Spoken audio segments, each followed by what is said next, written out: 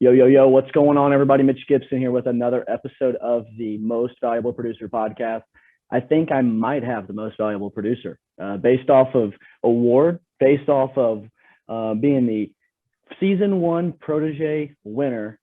And if you don't know what the protege is, you're probably hiding underneath a rock, but it was the first reality TV show. And your boy, Derek Hayden, guest on the most valuable producer podcast. Number 5, Derek, thanks for joining the show today. How are you doing, my man? Doing good, Mitch. Thanks for having me. I was getting ready to say, what agency you're from, but I was going to butcher it. But Derek joins us from Danzig Shelbyville Insurance, and that is in Illinois, down in the southern parts of Illinois, correct? Correct. South Central, we'll say. It's not down in Kentucky, but it's not Chicago either. So how far are you from our fearless leader of the Agency Intelligence Network, Jason Cass? I'm about 2 hours, hour and a half drive from Cass over there. Okay. He's in Edwardsville, which is right across the river from St. Louis. So like if you drew a line from St. Louis to like Indianapolis, my town is right on that line. So makes sense. Gotcha. Yeah. So you're pretty close to the Centralia area, kind of. Maybe no. Not far. I'm about an hour from Centralia. Yeah. Okay. I think we might have talked about this, but I actually, before I went to Ball State, before I graduated high school, I actually had committed and signed to go play at Kaskaskia, which is literally probably 3 out of the hundreds and thousands of people that I hope listen to this show probably only know where Kaskaskia University is, because I think there's a prison in right center field, if I remember correctly. That's right. Yeah. I went on my visit and I go, Mom, Dad, there's literally a prison over the fence. Like you had a ball, you're almost hitting the ball over the prison. That's funny. But small town USA, you're doing some pretty big things here in the industry. I had never met you until I saw you at the Agency Intelligence Brain Share. We're going to dive into that a little bit, kind of see some things that you took away from it, some things you took back and implemented in the agency, used for yourself, etc. But man, you're just making it happen. And when I met you down that protege, the thing I remember most about you is you were campaigning for people to vote for you to be the protege winner. So you had the V, the number 4D on these hats, and he wore it the whole entire time, which was, in my mind, an absolute amazing idea, because there's a chance for 75 to 100 people who may have not voted yet to vote for Derek or vote for D. And it was a marketing tactic. You freaking killed it intentionally. I would think so. If not, just shake your head and say yeah. But at the end of the day, when I met you, I'm like, this is a different breed of guy. He's small town USA guy, blue collar guy, loves to hunt. But why insurance? What got you going in the insurance world, man? Well, like a lot of people, I just kind of fell into it. What I hear is, a lot of people are, it's in their family. It wasn't my family. I honestly couldn't even have told you. The only thing I knew about insurance was where my ID card was in my glove box, and half the time that was expired. So I knew nothing about insurance. I was working at a hospital, local. I graduated from, like you said, I went to Kaskaskia, got my associates there, went on to Murray State down in Kentucky. Hold on a second. Stop. I did not know you went to Kaskaskia at all. You didn't? I thought I do not. I went to Kaskaskia. I might have been too many Captain and Cokes deep that night, but I don't recall knowing. That's pretty cool. Sorry to interrupt. Yeah. That's pretty cool. Then you went to Murray State, you said?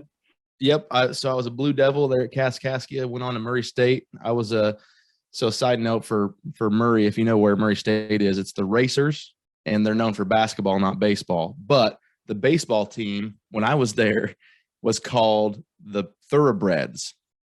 So it wasn't until like a few years ago, the baseball team's now the Racers, but everybody's like, oh yeah, the Racers. It's like, no, the Thoroughbreds, bro. So anyway, left Murray, and I was just trying to find a job, and fell into one of the local hospitals has a wellness wing, and I was a wellness assistant. And on days I didn't work there, I was a substitute teacher. Now, I mean, I was not making much money, and I was exhausted. Like literally, I would wake up at 6, go to work at 6 in-the-morning to help the wellness stuff for the morning crew, work all morning. Sometimes I go teach and then come back to the hospital. I mean, I was working 16-hour days and making no money. Well, what did you go to school for? to start? What was your degree, or did you have with a general Baseball. studies type of? No, I started in pre-physical therapy. Gotcha. And makes sense now with the whole health thing. Right. So my family, my dad and my sister are both in the medical field, and I didn't really know what I wanted to do. I knew I just wanted to play baseball and, maybe go to a few classes while I was doing that. And so I started in pre-physical therapy, and it was like the semester going into my second semester at Murray, I got called in the office of my athletic director. He's like, "Hey, Derek, we got a problem."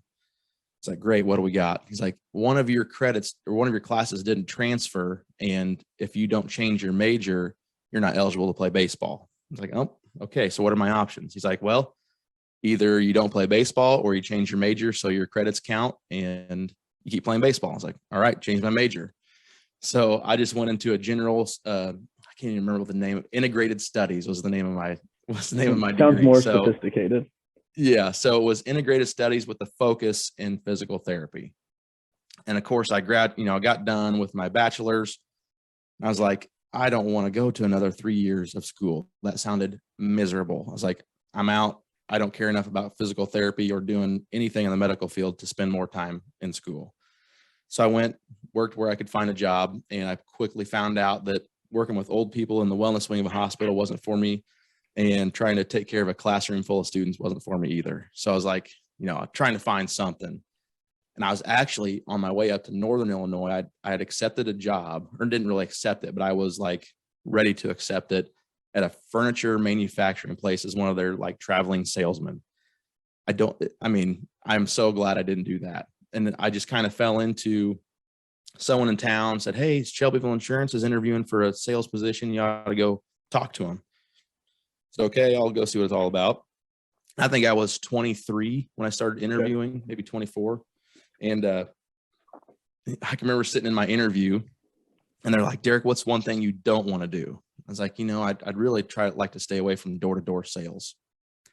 So I took the job, and like 2 weeks later, I'm doing door-to-door sales for commercial insurance. So it turns out I was okay at it. I mean, all you have to do is go in and start talking to people. And my first few years in the business were pretty tough. Like anybody out there, if you're a young agent, new agent, that it's a rough start. And there's a few instances where I was like, "I'm out, man. I can't do this. Luckily I wasn't married at the time, didn't have kids. So I was just responsible for me. If I had kids and was married, I probably wouldn't have stuck with it. Cause I can live off of peanut butter and bread, sure. But trying to pay rent or buy a house or something like that would have been difficult. So anyway, that was almost exactly 9 years ago when I got hired. So it's been a journey. That's awesome, man. Well, I'm glad to hear you say the whole, give it, if you're a young agent, understand that it's not lollipops and gumdrops your first couple of years. It's a little rough. Mm-hmm. I think that's kind of been the common denominator of, out of all the episodes that I think I've recorded for this podcast, which I know is only our lone number 5 or 6. But even on the ones that I guest hosted on Cass's AI show, every single one of them has in somewhat shape or form referred to the give it some time, give it 3 years before you make a decision if it's right for you. And when you hit the nail on the head right there, I think it's really if there's any advice that's going to be consistent for these young agents, and I say for these young agents, looking at myself in the mirror here, give it some time, learn, be a sponge and take it all in. When did you've obviously been in it for 9 years now, but taking that 9 years and cutting it split in half on the later halves here of your 9 years, what has changed you?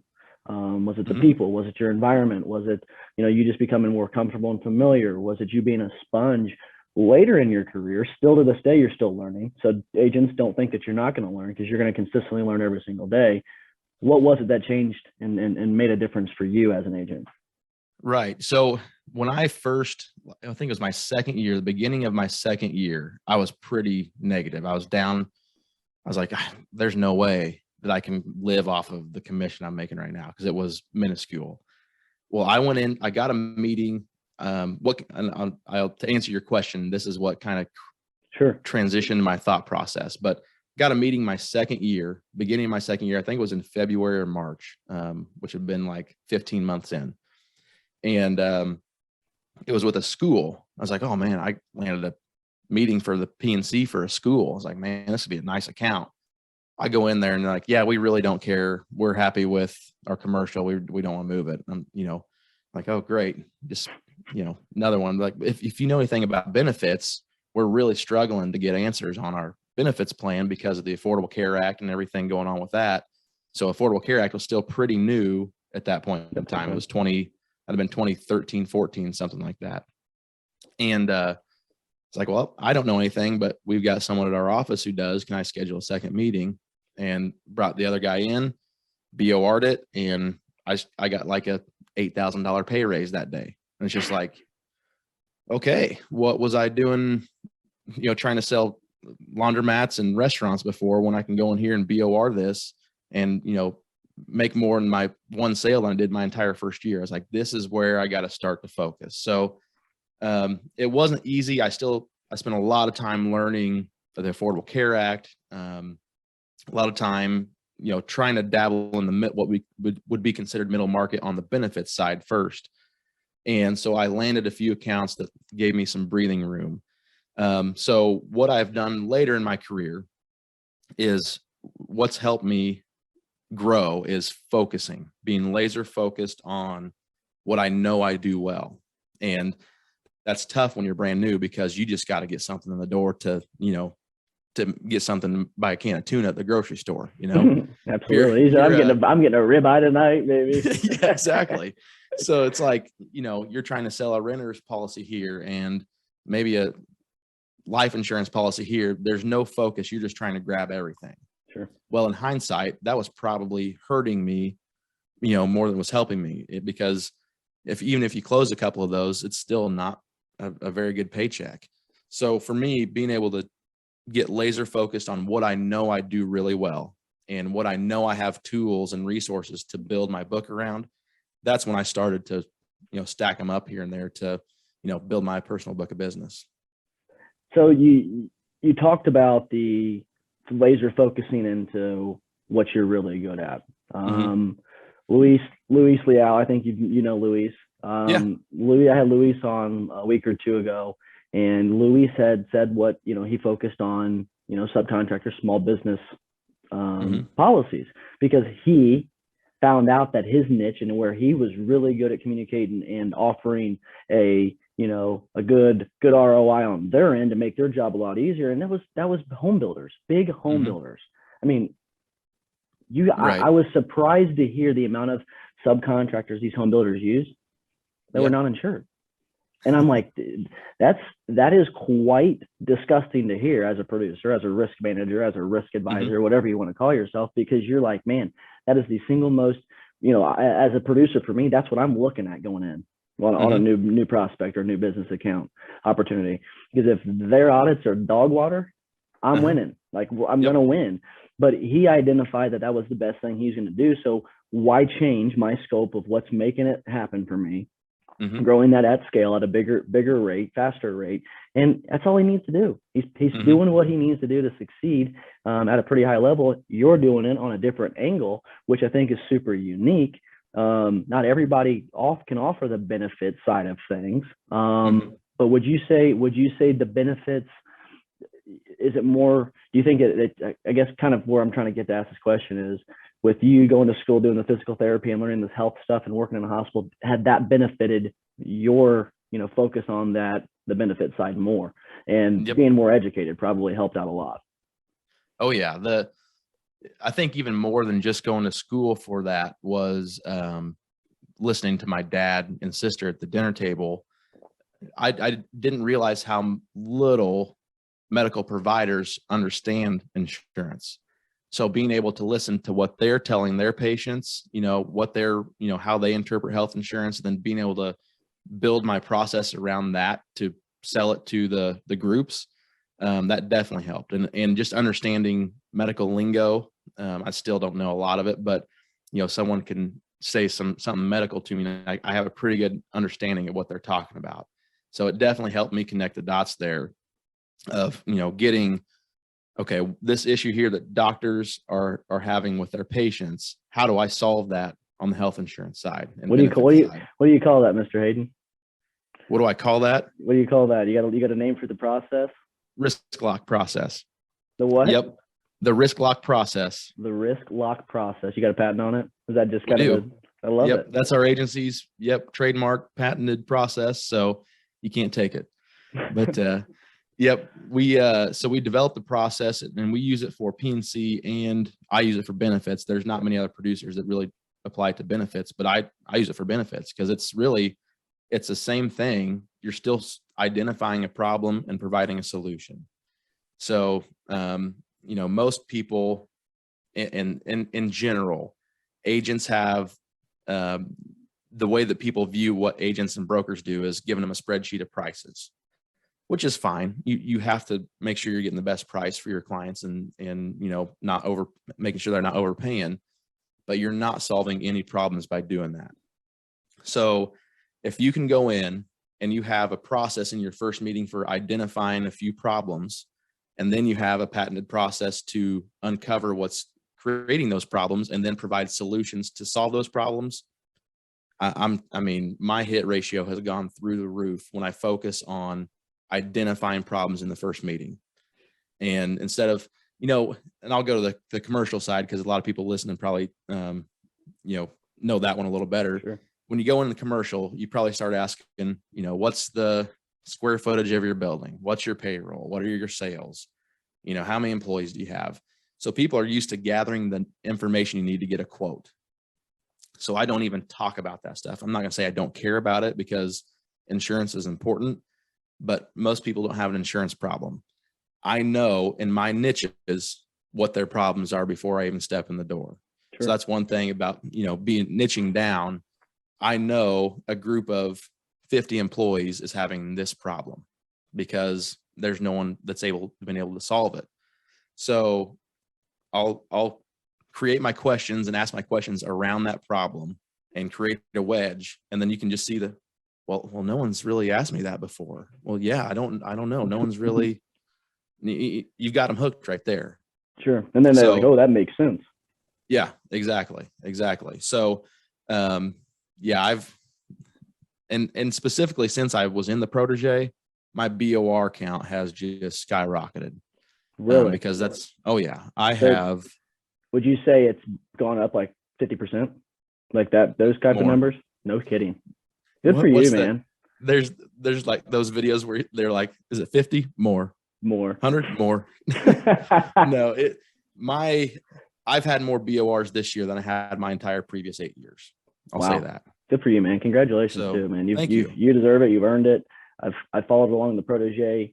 I wasn't in every episode locked in guy, but it was great following you during that. And I'm glad you said it because it's almost like you took the words out of my mouth because I was going to go right into the Protege because that has probably that's benefited you a lot, especially with after hearing your process, your plan, your value prop, your added value proposition, all of the above. I'm like, man, this is really interesting. Someone I've got to get on that can share some good little fiery tips and tricks that have gotten you now down the road where you're at. And David Carruthers obviously is a big guy that's gonna that you'll look back on being somebody that's changed your career and your life. Mm-hmm. And that's just the type of guy he is. And that's what this industry is about, trying to get these young agents to understand this agency is all about helping. So let's share some sweet and hot topics and nuggets for these guys out here and gals trying to rule the commercial world, or even the personal lines world. Hell, I don't care. But the Protege, the first reality TV show for insurance producers, created by David Carruthers, Florida Risk Partners down in Tampa, Florida, correct? Correct. David is something else. He's a hoot. He's a fiery guy, and he loves winning. And that's what the Protege was all about. Who's going to win? Who's going to fight? Who's going to go down the path and come up victorious at the end, holding the trophy? Which I got to witness you being announced as the winner. It was super, super cool. It gave me the chills. There's a lot of really cool things coming with that show. And for you to be the first winner of that show, what was that like? And kind of take us back through that and highlight some things that you learned that were real key to the success if you win in this show. Okay. Yeah, I'm still pumped from winning it. It was, if you had told me, this time last year, hey, you're going to win a reality show next year. What are you talking about? I wouldn't have ever believed you, but yeah, it was the experience. What it's done for me right now, I have confidence coming out of every pore in my body. If I go into a meeting, I know that I've got a pretty good chance of getting that business. If I can land the meeting, I got a pretty good chance of getting in there. So what the Protege did for me to help build the confidence was I was at the point in my career where I was really transitioning my focus. I was done with the quoting. I get so frustrated quoting, especially on a nice size account. You're spending 40 hours trying to gather information, get information to our marketing rep. They come back with carrier questions. I got to go back to, I was just so tired of it because I didn't feel like I was providing any value to the client. I mean, I went through my CIC classes and I have my designation, so I understand coverages, but you don't need coverages until you have something bad that happens. So I felt, for me, how do I prevent those bad things from happening? And how do I lead with the risk management piece, with the tools I provide, with the resources I have? How do I lead with that to win business? And I was really close to really just connecting on what I wanted to do. And the Protege interrupt. Yes. I got to interrupt because I've got to reiterate what you just said. From the time he's opened his mouth up about this, since this question I've asked, he has not once said a thing about an insurance coverage, an insurance specific, a price, or anything. It's all added value. So think about that every single day, people. Think about that, because it is the golden nugget to understanding what's going to get you not just in the door, but also get you that business potentially. So continue. Sorry, I had to reiterate. No, you're good. That's a good point. Yeah. The whole thing that I've based my business around, that I was in the process of before the Protege and that the Protege enhanced, was leading with a solution. The solution is not an insurance product. The one thing that we all have in common listening to this podcast and every other agent in the nation is we can all sell an insurance policy. So how are you going to differentiate yourself aside from, oh, I've got this carrier and these coverages? I hate to say it, people don't care. They do care. They want to make sure their business is protected. They really don't care. They've heard it before. They've had 25 other people knock on their door saying the same thing. We can get you the best quote with the best price with all these companies. Great. That's great. So what I was trying to do was do something different to A, get in the door, and B, show them that there's more out there than just buying an insurance policy and having your agent show up at renewal time to give you your renewal, and you see them, for 2 hours a year, and they, pay them 20 grand. So what the Protege did for me was really set me up to learn how to lead with those solutions. And honestly, the one thing that no one saw in the show, I went through the challenges and everything, and I'm not going to say that was easy, because it took some time to build it together. But I already knew some of that. I had already built my business around that similar process. The one thing that put me over the edge was, once I made it to the top 5, one thing that Carruthers agreed to do with all of the top 5 contestants was have a 1-hour session, like a get out of jail free card. Basically, you get him, you can get in the door, you have an opportunity with a prospect. You can get one business that you work with him on the account. So I got an opportunity on a $500,000 premium work comp policy. Like, this is the one I'm taking with Carruthers. So what's crazy is I didn't even get that account. I walked away. And if you had told me I walked away from a $500,000 premium, early on in my career, I would have slapped you, because there's no way I'm walking away from that. But what I learned in the process was, if their mentality doesn't fit my process, I'm going to spend 40 hours quoting it and then get a no, because they're going to share the quote with their incumbent and they're going to come down. You're going to get rolled. So anyway, I learned in that 1-hour session with Carruthers how to lead with value and lead with solutions. I've got the recording. I don't share it with anybody because, he asked us not to, but I go back to that recording almost every time before I go into a first meeting, because the amount of information he gave me to lead with. It's like, if they're not ready to move forward by the end of that meeting, it's not a good opportunity. So that's what the protege did for me, was how do you lead with those solutions instead of leading with an insurance quote? Adding value, like, again, to reiterate, adding value is so important. And, you know, as you look on this on the commercial side, I kind of look on this on the commercial side a little bit, or excuse me, on the commercial, I'm looking at this on the personal side for a quick second, for maybe those personal lines agents out there. You know, it's the same thing as working with real estate agents and mortgage lenders. I mean, what you're not there to sell the mortgage company an insurance policy. You're not there to sell the mortgage lender an insurance policy. So you're not trying to sell the real estate agent in a house. What you're doing is, what can I do? And it changed the game for me. What can I do to add value to that real estate agent? What can I do to add value to that mortgage referral partner? Mine was trying to simplify the process of receiving an insurance declaration page, evidence of insurance. That is so important. And, you know, it's the last final cherry on top, but it has nothing to do with price, has nothing to do with it's all the value of how can I make this easier, better, and to know that their customers are going to get taken care of at a high value. It's a win for everybody. You're doing it at a different way towards on the benefit side. So I don't think it matters what you're doing or what you know pick out to be your niche or your main focus. So make sure whatever it is you're adding value. You know, the second you think about me or I or whatever, you're going to get beat. You're going to get beat. What can you do to help? What can you do to add value? This industry is all about the helping aspect of it. I mean, hell, you saw it at BrainShare. You saw it at BrainShare. How many successful, top insurance agents across the country were at that place sharing what they do, how they use this tool, how they did. I mean, who does that?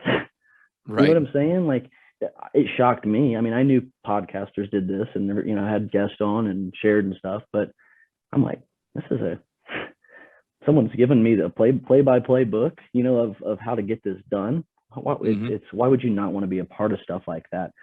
At what point for you was it, I need to, you know, either reach out to somebody, or when did the whole Carruthers podcasting, whatever it might have been that got you interested in contact, when did that hit for you? And what was it that you saw or that made you reach out? Sure. So I was actually thinking of this the other day, like, how did I even get involved in all this stuff? So for me, here comes the redneck side of me. Love it. I live on about 4 acres, and it takes me 2 hours to mow my yard. And I was tired of listening to the radio in my headphones. This was back in like 2017, I think. And I was like, what kind of mower are we working with, Derek? I got 3 acres.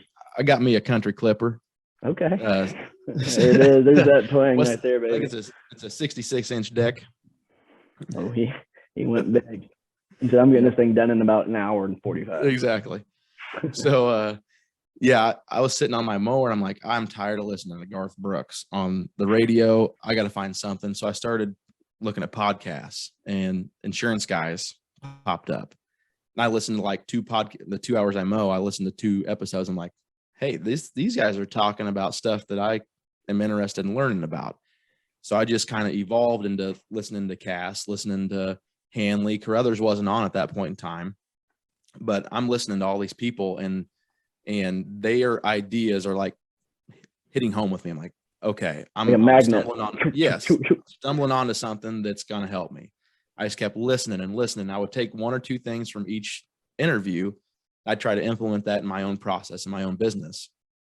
And pretty soon I felt like I was, you know, looked at, I won't say as cutting edge on the agent side, but in little Shelbyville, Illinois, doing a video proposal blew people's minds. Sure. And I learned about that on one of the podcasts. Couldn't even tell you which one. It was years ago.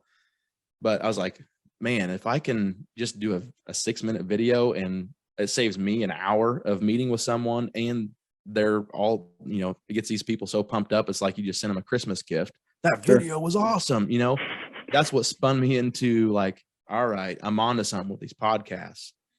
Well, then Carruthers, I can't remember, it was either Cass or Hanley or one of those guys shared a video of Carruthers.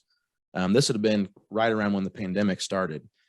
It was on LinkedIn. I'm like, and he starts talking about BORs and middle market commercial, and it just hit. I was like, this is what I want to be doing. I was like, this is my niche that I want to follow is middle market commercial and benefits. He doesn't do benefits, but I can use the same processes and just apply it to benefits. So then I remember his podcast came out like right after the shutdown started, like probably April, May, June-ish time in 2020. I started listening to him. I'm like, this dude is, I mean, everything he was saying was hitting home with me. Sure. I'm like, I got it. So I started following him. And there was a point where he did a video where the captions were at the bottom of the screen. And it's like, I got to figure out how to get words on my videos. So I sent him a private message that, hey, just want to see what software you're using to put the words at the bottom of your screen when you do your videos. So that's how we kind of started talking. Was I just sent him a LinkedIn video. Like 2 weeks later, he's like, dude, I see the video. You did a great job. Do you want to be on my podcast? Like, sure. Well, I was on his podcast in like July or something like that, 2020. And then the Protege came out and I was like, threw my hat in the ring immediately. And it's all history from there. So it all started by being bored when I was mowing my yard and trying to find something, and listening to the insurance guys was the first one that just evolved into listening to all the, the big podcasters in the insurance game. And here I am. That's I kind of get flashbacks, because it's kind of similar to the way I did my little contact with Bradley. I was like, who in the heck are you guys? Right. Where did you guys just come out of? Did God just like drop these people from heaven just to teach us insurance, or what? I'm like, it's super, super, super interesting. Yeah. Now is the first time you met Carruthers, was that at Brainshare? In person. Yep. So how was Brainshare to you? We see it, for me, it was a different experience just because it's like, wow, I'm seeing people that, one, I didn't think Ryan Hanley was 6'12". I agree. I haven't seen these people face to face, and height to height, and to know that I'm probably one of the shortest ones in there. It was just cool to finally meet these people. For you, it's probably a whirlwind of different emotions, because you were going through this show with some of these people, competitors, coaches, Carruthers, etc. So kind of take us through that. What was Brainshare like for you, and what were some highlights that you took away from them? Right. I started listening to these guys years ago, people that you have listened to on a podcast. It's almost like seeing a movie star, because you listen to them every day. You're like, it's weird because they have no idea who I am. I mean, through the Protege, they probably had an idea of who I was, but I had listened to Hanley and Cass and Carruthers and Flowers and all those guys on a daily basis. So whether or not they know it, they're a huge part of my life on a daily basis. And then, like you said, you walk in, I'd gone for a walk the first morning on the river walk in San Antonio, and I'm sweating. I think it was raining that day, and I got wet from the rain, and I'm sweating, and Hanley standing in the lobby. And I'm like, oh my gosh, dude, you're like 7 foot tall. I never, he was that big. I mean, so I went over and, what's going on, man? So yeah, just meeting the people that have literally molded my business just from listening to them. It's kind of surreal. And then being able to become the Protege, and people think that now I know what I'm doing. So, it's cool, because the amount of people who are now reaching out to me, I feel like I owe it back to the industry, because I've taken free advice from people for years. So it's my turn to give something back. So it relates, all goes back, and actually Carruthers will appreciate this. Maybe this will get me on Carruthers' podcast as a guest. But it goes back to the whole baseball thing. Like, I coach baseball in the summer to give back, because the game of baseball has, every single day of my life, there's not something that I don't do, relate to, that has nothing. That's something I learned from the game of baseball, from a coach, teammate, opposing team coach, stuff like that. I've learned so much stuff, and it relates to the insurance world, like more than I'd ever ever thought. But you got to, the giving back piece. That's the reason why I do this podcast. Like, I could just talk for hours and days. If no one hit the stop record button, I could, but I like giving back, because I've learned so much, and trying to give a voice to these young agents, because, some of these older agents who are out killing everything kind of are intimidating, to the young, and like, man, I've got a lot of work. I mean, we do, It's because we really do. He's been doing it for 30 years. Right. At some point, the giving back piece is the best thing possible. The game of baseball. I mean, I try to give back just by coaching summer baseball. People calling you for a 25-minute conversation, and I can tell you right now, people, Derek would love to have a conversation if you need him. So flood his inbox, because he's a wealth of knowledge already. He's going to be a very, very, very big mind of wealth of knowledge here very soon, just by him continuing to do what he's doing. At BrainShare, though, who was the one speaker you enjoyed hearing the most of? And don't say Carruthers, because he probably doesn't listen to the show. Well, I would say Sheridan. I've been a big fan of Marcus Sheridan. I had read his books before, so I implement a lot of his strategies already. I use Vidyard as a platform for my videos. I've taken a lot of ideas. Tell us a little bit about Vidyard real quick. Yeah, Vidyard highlight for these young agents. Absolutely. Vidyard is basically a video publishing platform, I guess you would say. So you can record it's usually for what's called one-to-one videos. So I'm reaching out to one specific person. Say I'm reaching out to Mitch. I'll do a video specialized and customized for Mitch. And what I can do is I can record it in Vidyard. You can then email it directly from Vidyard, and there's a free version and then there's a paid version. I recently switched to the paid version just so I can get more data and analytics through it. But you can do the free version. What you can see is you can see when they opened it, how long they watched, if they watched it multiple times. And the cool thing is the way that they email it, in the email body that they receive, it actually shows like the picture of you doing the video. And what I'll do, I'll give a quick tip. I've got a whiteboard. All right. I'll hold this up in the beginning of the video and I'll put, "Hi, Mitch, this video is for you," or something like that. Okay. So in the beginning of the video, they see that and say, "This dude's holding up a whiteboard, with my name on it. I better click on it." So it makes it easier for your message to get out there and actually opened, because it's so customized for the individual you're sending it to. So Vidyard is that platform that allows me to do that. Vidyard, got it. Go check it out. That's a golden nugget. I haven't looked at it. I kind of wanted to hear a little bit more about it to give it a try myself. So Vidyard, and there's a few other platforms. I think BombBomb is one out there. Loom can do some similar things. I think for me, Vidyard just seemed to be what worked, so I stuck with it. Plus, it related to a guy, Marcus Sheridan, which we were talking, or what you were talking about. Marcus Sheridan uses those, which led into kind of Derek going in deep there for my ADHD got us off the path. That's all good. So yeah, Sheridan was probably my favorite speaker. I hadn't heard him in person yet. I've watched a ton of his videos and I follow him on LinkedIn. And I actually, before BrainShare, I sent him a message to try to get him to vote for me for the Protege. He responded to me. I don't know if he actually voted, but he did respond to me. So do you think your fearless leader, Carruthers, can see if he did or not? I wonder if he can. I wonder if he can see who all voted, but that'd be pretty interesting to know. That'd be pretty interesting. So yeah, and to be honest with you, the second day I was I was still sending texts and messages pretty much all day trying to get people to vote for me, because the second day was the announcement of the winner. Sure. And I was halfway listening to I think Kelly Donahue Piro was there that day. Also, I think Billy Williams did a Zoom thing. Yes. So I was kind of halfway listening because I was still like texting out, "Vote for me, vote for Derek, vote for Derek." But yeah, Sheridan, since then I've picked just a few things that Sheridan was talking about to help me with my videos.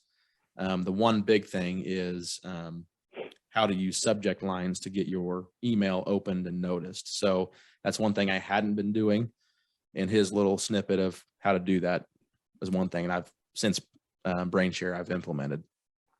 Now, when you say the subject line, so if you're using Vidyard, okay, as he just explained, those Vidyard into the, it's in the Vidyard cloud or platform. You're going to email that. They email that to ABC Construction Company on behalf of WorkComp. Hey, blah, blah, blah, blah, whiteboard, boom, bang, bongo.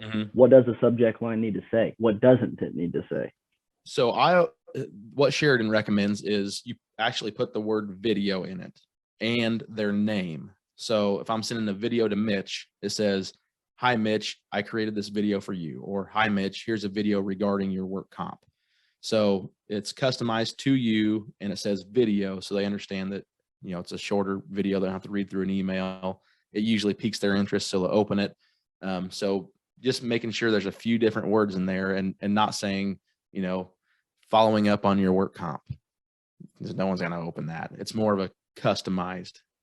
Does it matter how long that subject line needs to be? Because I mean, you say, okay, yeah, here's a video for Mitch Gibson on your work comp. That's okay to put that long of a subject line in. Is it going to determine whether they're opening on their cell phone or whether they're opening on the laptop versus the iPad? I mean, kind of share some of these. Come on, share some of this gaming stuff for me there, Mr. Hayden. I try to keep it fairly short. So typically, like if I sent you a video, Mitch, it would say, hi, Mitch, here's a video, and I'll put RE, like regarding home insurance, something like that. Okay. So it's probably, 8 words long, but I'll abbreviate where I can. But they'll say, hey, Mitch, video regarding your work comp, or video regarding homeowners, something like that. So I won't make it super long, but long enough to where they get the message and they know it's customized for them. And then is the video matching up? Like, I got to make this video be 5 minutes, because the average person that's going to maybe pay attention to this, if you got someone that's listening to all 6 minutes of it, the probability of them probably giving you a call is probably very, very high. Right. But where does that, is there too long of a video? Obviously, but where does that cutoff line need to be? So if it's a prospecting video where it's like a cold outreach, it's the first time that I'm reaching out to them, 30 seconds. If I can get it done in 30 seconds, it'll say, just, hey, Mitch, notice your work comp mod is 42% higher than your average competitor. Just want to reach out and let you know that we have tools around that. Would love to schedule time. Just really quick. If it's someone I've already met with and I'm following up, I may do, a little bit longer video because they either already know who I am or my name. So they might watch it a little bit longer, but their attention span is, pretty short. Sure. So you want to keep it as short and to the point as possible. And your whole goal is just to get the next meeting and the next phone call scheduled. So pretty brief. I'm pretty excited because this is probably the first episode in a long, long time that I'm gonna have so many social media content posts or videos for this. You've done a great job sharing some great tips. The Vidyard thing, I mean, I took that away from Marcus Sheridan too. But the way he used his digital marketing is just, I can't even explain it, one, but two, for a specific type of pool. I mean, fiberglass pools. What a niche! What a niche! You thought you had a benefit niche. That niche is like this big, man. Like that dude just has killed it, and he's done it with video. I mean, realistically. So if you don't use video, video's got to be a forefront of your upcoming here. Last question before I get into my favorite segment. When did you start using video? I started using it about the time I started listening to all these podcasts, and I had done some social media video, but like if I post on Facebook, it'd be like, happy 4th of July. So we live on a Lake Shelbyville. It's kind of semi-famous in Illinois. I think it's the second biggest lake in the state. Yeah, we get about 2 million visitors a year. 2 million visitors a year in old Shelbyville. Yep. Is a lake bigger than the town? What's that? Is a lake just almost bigger than the town? Oh yeah, for sure. And so like I'll say something like, happy 4th of July, be safe while you're boating. That's not, I mean, it's great to have a video like that on social media, but it's not really generating too much exposure to what you do and how you can help people. So I really started to spend a lot of time on video when I started listening to podcasts, 2018, 17, something like that. And I did it more specialized on, started doing educational videos around self-funded benefits and just doing short clips, putting them out there. I still reuse a ton of the clips that I initially filmed in 17, 18. You'll see those circulate every now and then. But films, I love it. Yeah. So I started using video. Really, I was set up. A lot of people talk about the pandemic and how that affected them. I was already doing video proposals. I was doing video marketing, it didn't change the way that I was approaching my business, other than I couldn't get in the door to people. I had to do Zoom or something like that. So 2020, when the pandemic hit, I had probably my most consistent year, because I wouldn't say it wasn't my biggest year, but it was my most consistent, because I had a lot of small businesses were just going nuts right then. So they were trying to figure out how to stay afloat. And I was just chopping them up, doing video proposals, and I never hit those real big ones I go after, but I just had a consistent success because of video in 2020. Consistency is key. I think I put a social media post out last year. You know, and the consistency of creating content, like the 3 C's of creating content, and consistency was my top choice. I mean, if you're not consistent, you may, you know, we laugh at that video of the whole Happy 4th of July, you know, boating situation post. We laugh at it now because you look back and like, man, that did not work. What was I thinking? They're terrible. Yeah. Like, you just didn't understand. You didn't know. And there's nothing wrong with that. But the consistency of you doing that over these last, you know, 3, 4, 5 years, especially the last 2 now that you've got all this knowledge and just absolutely killing it, that, because of your consistent video work, led you to be able to get a chance with the protege, which then led to more opportunity down the road using video, sending more proposals, you know, X, Y, Z, because you're consistent with it. You gave it chance, you gave it time, you were patient, and I commend you that, because a lot of people give up from the beginning because I don't have time for this. You just must not want to win. So move over, let us in and take the chance. But Derek, first off, I'm proud of you. I love what you're doing. Keep killing it. I'm learning a lot from you. I've gone back and watched some of these protege videos or these protege episodes just to kind of highlight and see some things, techniques that you did, because I like being around winners, and that's what you are. So congratulations again. Thank you. And can't wait to see what the future holds for you. But this will lead us into my last segment real quick. I got 5 rapid fire questions for you. You don't know what they are. I think I know what the 5 are, but they never go in sequence. So bear with me. First question. Sorry now. What's your favorite color? Camo.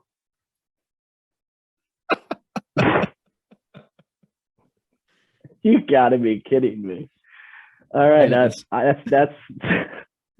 not at all what I thought you were gonna say. All right, favorite flavor of ice cream? Vanilla. Deer skin. Yeah. All right, enough with that. Okay, what's your favorite flavor of ice cream, you say? Vanilla. Vanilla. If you could spend 24 hours with anybody in the world, dead or alive, who would it be? Chris Farley. And why? Just because I like to laugh. One dude that I would have liked to have spent time with and just listened to. And I still go back and listen to his video or watch his videos on YouTube that, you know, from SNL and that type of stuff. And if Tommy Boy or Beverly Hills Ninja or Black Sheep was ever on TV, I'm watching it. Awesome. If you could visit anywhere in the world, you and the wife, kids, whatever, where would that be?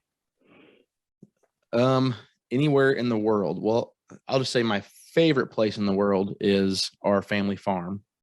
I enjoy obviously hunting out there and managing for wildlife, and we take our family out there on at least a monthly basis, and we have cookouts, and we have a little garage that is our deer camp, and we store our 4-wheelers and stuff in. So I'd say family farm. Good for you, man. That's actually really cool to hear. I'm not a big hunter, and we talked about this the other day, actually texting back and forth. You were sitting in the tree stand, and I'm like, man, the patience this dude has having, you know, going out and hunting every weekend. I don't know how you do it. But before I ask the last question, have you got yourself anything yet? Have you killed anything? I got a doe on Friday last week. So the gun season in Illinois is typically the Friday, Saturday, Sunday before Thanksgiving. Okay. That's the first season. There's another season coming up in December. But I actually, the day you were texting me, I had an opportunity on a big buck, and I drew back on him, and he was with a doe. And if you know anything about hunting, if a buck's with a doe, that's where he's going. So this doe was just running in circles, and this buck was chasing her, and she ran right by my tree stand at 15 yards. So I'm like, here he comes. So I drew back, and I could never get him stopped. He just kept chasing the doe, and I never got a shot. So, but I did get a doe last Friday. So my family eats a ton. I mean, we weekly venison. So wow, I always try to get some of that for the family. Put some food on the table. I love it. That's go. such a blue collar thing, and it's awesome. I think it's just because I'm not that type of guy, like the hunting type of stuff. But I wish I was, because I think it's freaking cool. I really do. Sure. Last question: if you could give one piece of advice to anybody, young agents out in the world, someone just now getting started in the industry, what could that possibly be, and why? Lead with a solution, and that solution is not insurance policy in most cases. Identify what your agency has as far as resources. It could be, it could be what's Mod Advisor from Todd Tams. It could be Zywave. It could be Think HR or Mineral, whatever it's called now. Or it could be a carrier resource. You might have a flagship carrier that has a target market that they can't miss in. Build your strategy around a resource that you have, and do not market trying to save money, because that's one thing you really don't have a ton of control over. We have no idea what, we can send in for quotes and all this stuff. We have no idea what the quote's going to come back as in the commercial business. No idea. You might have an idea, but you don't have any control over the final cost of it. And so you do have control over solving a problem. So if you know what your target market's problem is, lead with the solution to that problem 100% of the time. And don't go in thinking you're going to gather information for a quote. Go in understanding what questions you're going to ask to try to drive a wedge to get you to the next point where you can solve their problem. Mic drop. Loved it. There we go. Great way to end this episode. Derek, Hayden, is it Danrig? Danzig. Oh, close. Danzig Shelbyville Insurance in Shelbyville, Illinois. The way he explained it, if you take Indianapolis, where I'm at, and you take St. Louis and you draw a straight line, he's down that line in the Illinois side. So Derek, appreciate all the little nuggets you had to drop today for all these young agents and anybody out there listening to me who enjoy listening to the show. We appreciate you listening. We're gonna have Derek back on again, because there's too much knowledge in that brain for him not to share more of it for you guys, and we'll have him back for that. If you want to get in contact with Derek, how can that? How would you like to be contacted? If are you open for things in that nature? If so, how can they do that? Sure. LinkedIn is my platform I'm most active on. So LinkedIn message, connect with me. I do Facebook. I'm honestly over Facebook, but I know my friends and family are still on there, so I dabble on it. But LinkedIn is the best way. Or my email address is DEREKH@Shelbyville. That's SHELBYVILLEINS.com. He's never said he's never said that in a quote video or a vidyard video before, have you? Nope, never. DEREKH at Shelbyville SHELBYVILL.com or insurance.com. INS.com. You got it. There it is. Derek Hayden, Shelbyville Insurance, Shelbyville, Illinois, and your season 1 Prote winner. Season 2 is coming up, and Derek's a coach. Can't wait to see who he chooses. He's got a few options already rumbling the inboxes, and I can't wait to maybe catch him mid show or mid season, and we'll get an update on how his team's doing. So go check out Derek Hayden. Derek, appreciate everything you're doing for the industry, and can't wait to have you on again, sir. Awesome. Had a great time, Mitch. Absolutely. Derek Hayden, Mitch Gibson. Always remember that you can make a difference. We'll catch you next time on the MVP podcast.